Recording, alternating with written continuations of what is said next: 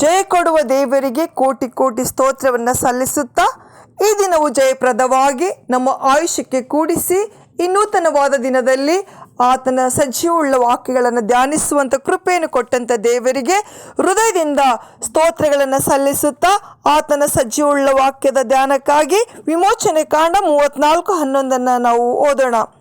ನಾನು ಈ ಹೊತ್ತು ನಿಮಗೆ ಆಜ್ಞಾಪಿಸುವುದನ್ನು ನೀವು ಅನುಸರಿಸಿ ನಡೆಯಬೇಕು. ಇಗೋ, ನಾನು ಅಮೋರಿಯರನ್ನು, ಕಾನಾನ್ಯರನ್ನು, ಹಿತಿಯರನ್ನು, ಪೆರಜೀಯರನ್ನು, ಹಿವಿಯರನ್ನು, ಯುಬೂಸಿಯರನ್ನು ನಿಮ್ಮ ಮುಂದೆ ಹೊರಡಿಸುವೆನು.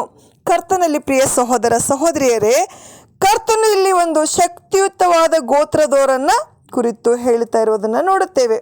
ಅವರನ್ನು ನಮ್ಮ ಮುಂದೆ ಹೊರಡಿಸುವೆನು ಎಂದು ಆತನು ವಾಗ್ದಾನ ಮಾಡುತ್ತಾ ಇರುವುದನ್ನು ನೋಡುತ್ತೇವೆ. ಪ್ರಿಯರೇ, ಈ ವೇದ ವಾಕ್ಯವು ಕರ್ತನು ನಮಗೆ ಕೊಡುವ ಜಯವನ್ನು ಸೂಚಿಸುತ್ತದೆ. ಕರ್ತನು ಎಲ್ಲ ಶುಭಗಳನ್ನು ನಮಗೆ ಸಂಪೂರ್ಣವಾಗಿ ಅನುಗ್ರಹಿಸುವವನು.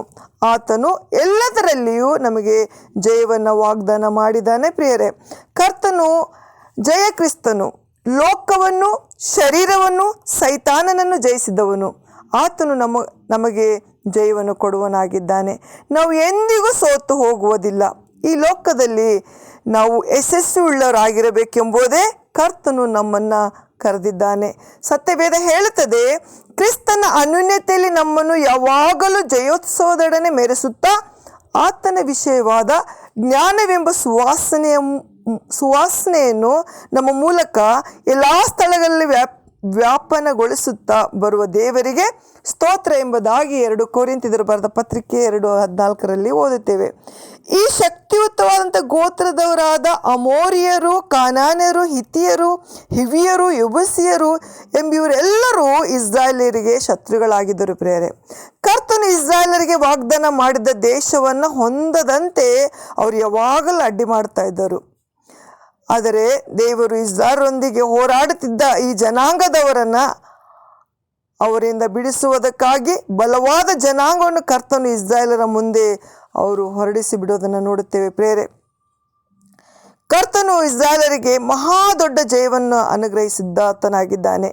ಈ ಬಲವಾದ ಜನಾಂಗದವರು ಇಂದು ಭೂಮಿಯಲ್ಲೇ ಇಲ್ಲ. ಪ್ರೇರೆ, ಕರ್ತನು ಅವರನ್ನು ಸಂಪೂರ್ಣವಾಗಿ ನಾಶ ಮಾಡಿಬಿಟ್ಟಿದ್ದಾನೆ. ಹಳೆಯ ಒಡಂಬಡಿಕೆಯಲ್ಲಿ ಇಸ್ರಾಯೇಲರು ಈ ದುಷ್ಟ ಜನರೊಂದಿಗೆ ಮಾಂಸದಿಂದ ರಕ್ತದಿಂದ ಯುದ್ಧ ಮಾಡಿ ಸೋತು ಹೋಗಿದ್ರು. ಆದರೆ ಆದರೂ ಹೊಸ ಒಡಂಬಡಿಕೆ ಕಾಲದಲ್ಲಿ ಬಾಳುತ್ತಿರುವಂಥವ್ರು, ನಾವು ಯಾವ ದೇಶಕ್ಕೂ ವಿರುದ್ಧವಾಗಿ ಯುದ್ಧ ಮಾಡುವುದಿಲ್ಲ. ನಮ್ಮ ಯುದ್ಧ ಕೇವಲ ಮಾಂಸ ರಕ್ತದೊಂದಿಗೆ ಅಲ್ಲ ಪ್ರಿಯರೇ, ಆಕಾಶ ಮಂಡಲದಲ್ಲಿರುವ ದುರಾತ್ಮಗಳ ಸೇನೆಗಳೊಂದಿಗೆ ಮಾತ್ರವೇ ಆಗಿದೆ. ಸತ್ಯವೇದ ಹೇಳುತ್ತದೆ, ಎಫೆಸ 6:12, ನಾವು ಹೋರಾಡುವುದು ಮನುಷ್ಯ ಮಾತ್ರದರ ಸಂಗಡವಲ್ಲ, ರಾಜತ್ವಗಳ ಮೇಲೆಯೂ, ಅಧಿಕಾರಿಗಳ ಮೇಲೆಯೂ, ಈ ಅಂಧಕಾರದ ಲೋಕಾಧಿಪತಿಗಳ ಮೇಲೆಯೂ, ಆಕಾಶ ಮಂಡಲದಲ್ಲಿರುವ ದುರಾತ್ಮಗಳ ಸೇನೆಗಳ ಮೇಲೆಯೂ ನಾವು ಹೋರಾಡುವವರಾಗಿದ್ದೇವೆ. ದೇವ ಮಕ್ಕಳೇ, ನಾವು ಆತ್ಮಿಕ ಇಸ್ರಾಯೇಲರಾಗಿದ್ದೇವೆ.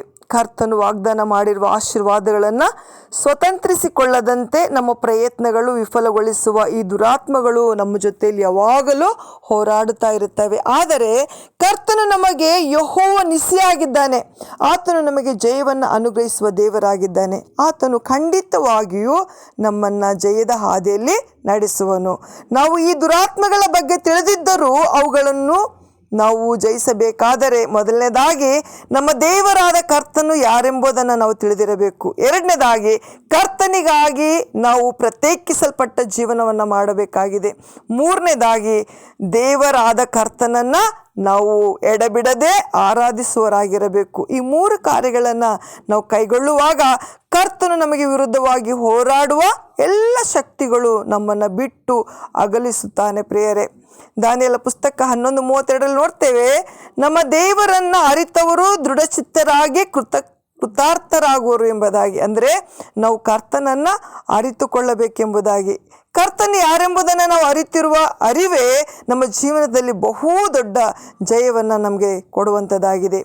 ಮೋಶೆಗೆ ಕರ್ತನು ತಾನು ಯಾರೆಂಬುದನ್ನು ಮಾತ್ರವಲ್ಲ, ತನ್ನ ಸ್ವಭಾವವನ್ನು, ಗುಣಾತಿಶಯವನ್ನು ಸಹ ಆತನು ವ್ಯಕ್ತಪಡಿಸಿದನು. ಅದರ ನಂತರವೇ ಕರ್ತನು ಈ ಜನಾಂಗವನ್ನು ನಾನು ನಿನ್ನ ಬಳಿಯಿಂದ ಹೊರಡಿಸುವೆನು ಎಂದನು. ಅದರಿಂದ ದೇವರನ್ನು ಕುರಿತು ಅರಿವು ನಮಗೆ ಬಹಳ ಮುಖ್ಯವಾಗಿದೆ ಪ್ರಿಯರೇ. ವಿಮೋಚನೆ ಕಾಂಡ 34ನೇ ಅಧ್ಯಾಯದಲ್ಲಿ ಕರ್ತನ ಬಹಳ ಮುಖ್ಯವಾದ 3 ಗುಣಾತಿಶಯಗಳನ್ನು ನಾವು ಕಾಣ್ಬೋದು. ಮೊದಲನೇದಾಗಿ, ಕರ್ತನು ಭಯಂಕರವಾಗಿ ಪ್ರಜ್ವಲಿಸುವ ಬೆಂಕಿಯಾಗಿದ್ದಾನೆ. ಯೆಹೋವನ ತೇಜಸ್ಸು ಬೆಟ್ಟದ ಶಿಖರದ ಮೇಲೆ ಪ್ರಜ್ವಲಿಸುವ ಬೆಂಕಿಯೋಪಾದಿಯಲ್ಲಿ ಇಸ್ರಾಯೇಲರಿಗೆ ಕಾಣಿಸುತ್ತೆಂಬುದಾಗಿ ವಿಮೋಚನೆ ಕಾಂಡದಲ್ಲಿ ಓದ್ತೇವೆ. ಮೋಶೆಗೆ ಇಸ್ರಾಯೇಲರಿಗೆ ತನ್ನ ತೇಜಸ್ಸನ್ನು ಕರ್ತನು ಪ್ರಜ್ವಲಿಸುವ ಬೆಂಕಿಯಾಗಿ ಪ್ರಕಟಿಸಿದನು. ನಾವು ದೇವರನ್ನು ಈ ರೀತಿ ನೋಡುವಾಗ, ದೇವರ ವಾಗ್ದಾನಗಳನ್ನು ಹಿಡಿದುಕೊಳ್ಳುವಾಗ ನಮ್ಮನ್ನು ಸೋಲಿಸುವ ಎಲ್ಲ ಭಯದ ಆತ್ಮಗಳು ನಮ್ಮನ್ನು ಬಿಟ್ಟು ಹೋಗುವ ಪ್ರಿಯರೇ. ನಾವು ಸಮಸ್ಯೆಗಳು ಅನುಭವಿಸ್ತಾ ಇದ್ದೆವು, ರೋಗಗಳು ನಮಗೆ ಬಹಳ ದೊಡ್ಡದಾಗಿ ನಾವು ನೋಡ್ತೇವೆ. ಆದರೆ ನಾವು ಎಂದಿಗೂ ಅದನ್ನು ನೋಡಬಾರ್ದು.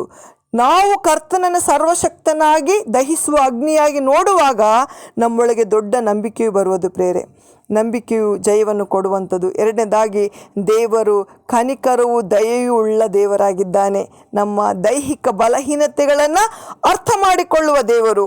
ನಾವು ಮನತಿರುಗಿ ಪೂರ್ಣ ಹೃದಯದಿಂದ ಆತನನ್ನು ನೋಡಿ ಕೂಗಿಕೊಳ್ಳುವಾಗ ನಮ್ಮನ್ನು ಕರುಣಿಸಿ ಕ್ಷಮಿಸುವ ದೇವರಾಗಿದ್ದಾನೆ. ಮೂರನೇದಾಗಿ, ಕರ್ತನು ನೀತಿಯುಳ್ಳ ದೇವರಾಗಿದ್ದಾನೆ. ದೇವರು ಕ್ಷಮಿಸುವವನೇ. ಆದರೆ ಒಬ್ಬ ಮನುಷ್ಯನು ತನಗೆ ಕೊಡಲ್ಪಟ್ಟ ಕೃಪೆಯನ್ನು ಅಸಡ್ಡೆ ಮಾಡುವಾಗ ಕರ್ತನು ನೀತಿ ಸ್ವರೂಪನಾದಂಥ ದೇವರಾಗಿದ್ದು ನ್ಯಾಯ ವಿಚಾರಿಸುವನಾಗಿದ್ದಾನೆ. ಪ್ರಿಯ ದೇವರ ಮಕ್ಕಳೇ, ನಾವು ಕರ್ತನನ್ನು ಅರಿತುಕೊಂಡು ಜೀವಿಸುವಾಗ ಆತನು ನಮಗೆ ಜಯವನ್ನು ಕೊಡುತ್ತಾನೆ. ದೇವರು ತಾನೇ ನಮ್ಮೆಲ್ಲರನ್ನು ಆಶೀರ್ವದಿಸಲಿ. ಆಮೇನ್. Praise the lord.